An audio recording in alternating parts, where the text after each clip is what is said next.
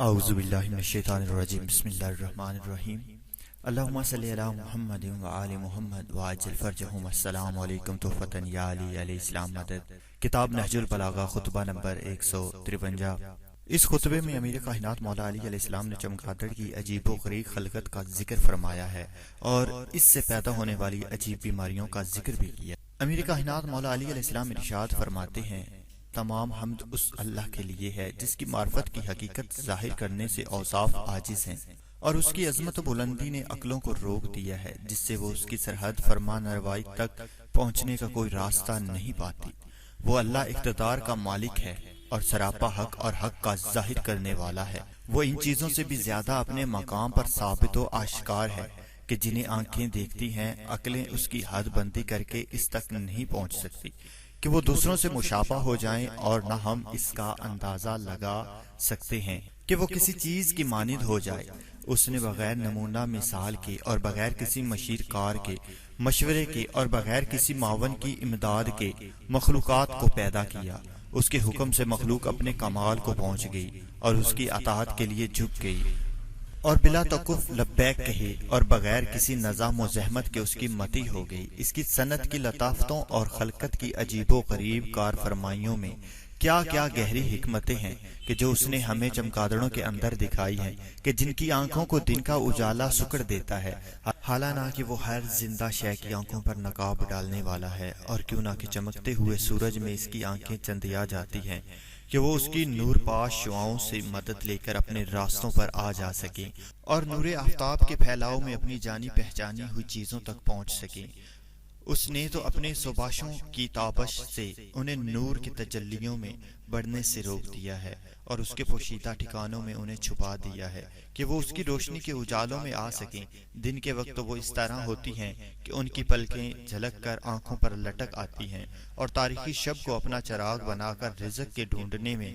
اس سے مدد لیتی ہیں۔ رات کی تاریخیاں اس کی آنکھوں کو دیکھنے سے نہیں روکتی، اور نہ اس کی گھٹا توپ اندھیریوں اور راہ پیمائیوں سے باز رکھتی ہیں، مگر جب آفتاب اپنے چہرے سے نقاب ہٹاتا ہے اور دن کے اجالے ابھر آتے ہیں اور سورج کی کرنیں سو سمار کے سوراخوں کے اندر تک پہنچ جاتی ہیں، تو وہ اپنی پلکوں کو آنکھوں پر جھکا لیتی ہیں اور رات کی تاریخیوں میں جو معاش حاصل کی ہے اس پر اپنا وقت پورا کر لیتی ہیں۔ سبحان اللہ کہ جس نے رات اس کے کسب و معاش کے لیے اور دن آرام و سکون کے لیے بنایا، اور ان کے گوشت ہی سے ان کے پر بنائے ہیں، اور جب اڑنے کی ضرورت ہوتی ہے تو انہی پروں سے اونچی اڑتی ہیں،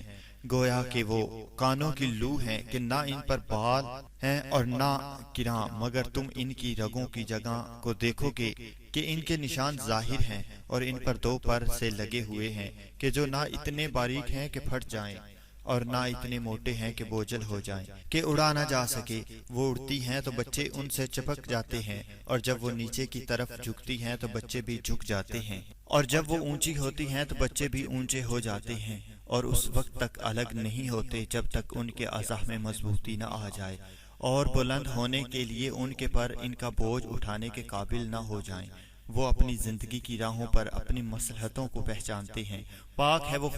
خدا کہ جس نے بغیر کسی نمونہ کے جو اس سے پہلے کسی نے بنایا ہو ان تمام چیزوں کو پیدا کرنے والا ہے۔ چمگادڑ ایک عجیب و غریب پرندہ ہے جو انڈے دینے کے بجائے بچے دیتا ہے، دانہ بھرنے کے بجائے دودھ پلاتا ہے، اور بغیر پروں کے پرواز کرتا ہے۔ اس کی انگلیاں جھلی تار ہوتی ہیں جن سے پروں کا کام لیتا ہے۔ ان پروں کا پھیلاؤ 1.5 انچ سے 5 فٹ تک ہوتا ہے۔ یہ اپنے پیروں کے بل چل پھر نہیں سکتا، اس لیے اڑ کر روزی حاصل کرتا ہے۔ درختوں اور چھتوں پر الٹا لٹکا رہتا ہے، دن کی روشنی میں اسے کچھ نظر نہیں آتا، اس لیے غروب آفتاب کے بعد ہی پرواز کرتا ہے، اور کیڑے مکوڑے اور رات کو اڑنے والے پروانے کھاتا ہے۔ چمگادڑوں کی ایک قسم پھل کھاتی ہے اور بغیر گوشت خور ہوتی ہے جو مچھلی کا شکار کرتے ہیں۔ شمالی امریکہ کے تاریخی غاروں میں خونخوار چمگادڑیں بھی بڑی کثرت سے پائی جاتی ہیں۔ یہ بڑی خطرناک اور مہلک ہوتی ہیں۔ ان کی خوراک انسانی حیوانی خون ہے۔ جب یہ کسی انسان کا خون چوستی ہیں تو انسانی خون میں زہر سرایت کر جاتا ہے، جس کے نتیجے میں پہلے ہلکا سا بخار اور سر درد ہوتا ہے، پھر سانس لینے میں دشواری ہوتی ہے، کھانا پینا چھوٹ جاتا ہے، جسم کا نچلا حصہ بے حس و حرکت ہو جاتا ہے، آخر سانس کی آمد و شد رک جاتی ہے اور وہ دم توڑ دیتا ہے۔ یہ خون آشام چمگادڑیں اس وقت حملہ کرتی ہے جب آدمی بے ہوش ہو یا سو رہا ہو۔ جاگتے میں حملہ کم ہوتا ہے اور خون چوستے وقت درد کا احساس تک نہیں ہوتا۔ چمگادڑ کی آنکھ خاص قسم کی ہوتی ہے جو صرف تاریکی ہی میں کام کر سکتی ہے اور